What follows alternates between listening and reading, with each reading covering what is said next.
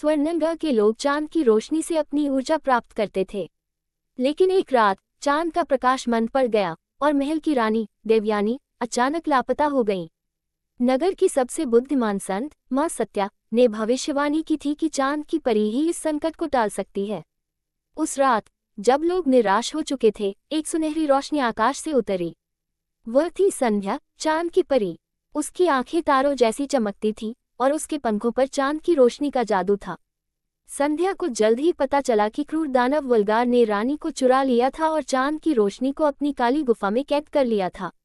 अगर चांद हमेशा के लिए अंधकार में डूब गया तो पृथ्वी पर अराजकता फैल जाएगी, संध्या ने सोचा और रानी को बचाने निकल पड़ी।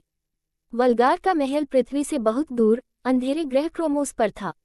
वहां जाने के लिए संध्या को सितारों की नदी पार करनी थी। रास्ते में उसने 3 परीक्षाएं दी। अंधकार की भूल भुलैया, जहां केवल दिल की सच्चाई ही रास्ता दिखा सकती थी।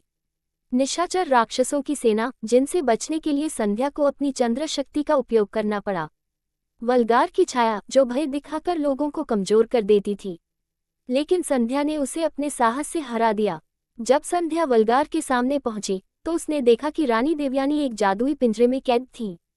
वल्गार ने संध्या पर हमला किया, लेकिन परी ने अपनी चांद की शक्ति से एक विशाल रोशनी उत्पन्न की, जिससे दानव जलकर राख हो गया। रानी मुक्त हो गई और चांद फिर से चमक उठा। स्वर्णलंका में खुशी लौट आए और संध्या वापस आकाश में चली गई, हमेशा के लिए चांद की रक्षा करने।